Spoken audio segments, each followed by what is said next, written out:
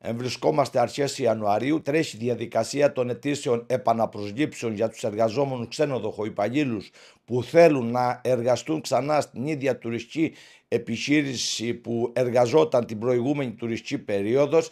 Είναι ένα δικαίωμα που απορρέει και από την νομοθεσία αλλά και μέσα από τη Συλλογική Σύμβαση Εργασίας.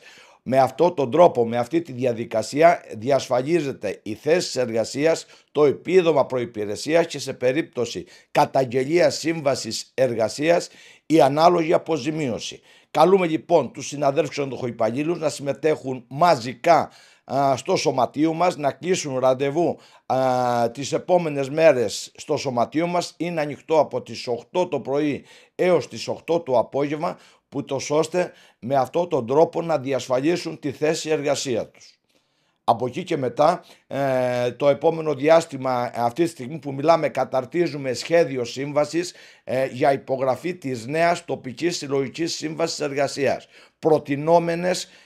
Προτινόμενο σχέδιο είναι με αυξήσεις για το 2025 8% και για το 2026 άλλο ένα 8% πενθήμερο 8ωρο. Πιστεύουμε ότι είναι μια ρεαλιστική πρόταση που τόσο ώστε οι εργαζόμενοι να έχουν αυξήσει τους μισθούς τους αλλά και να ρυθμιστούν οι συνθήκες εργασίας στα ξενοδοχεία, γιατί όλοι γνωρίζουμε ότι υπάρχει μεγάλο πρόβλημα έβρεση εργατικού δυναμικού και με αυτόν τον τρόπο πιστεύουμε ότι θα διασφαλιστούν και οι ξενοδόχοι και οι ξενοδοχοϊπάλληλοι.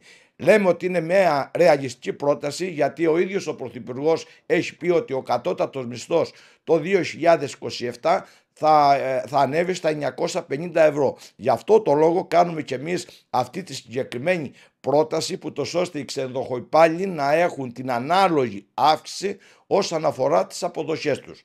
Από εκεί και μετά μέσα στο προτινόμενο σχέδιο είναι να μπουν και νέες ειδικότητες, να υπάρχει η ανάλογη αύξηση και στο επίδομα προϋπηρεσίας, προτινόμενες και άλλα θεσμικά δικαιώματα που θα διασφαλίζουν πάνω απ' όλα την υγεία των εργαζομένων, την ασφάλεια στους χώρους εργασίας, αλλά και συγχρόνως να μπορεί να υπάρξει μια ισορροπία ανάμεσα στην εργασία και στην οικογενειακή ζωή.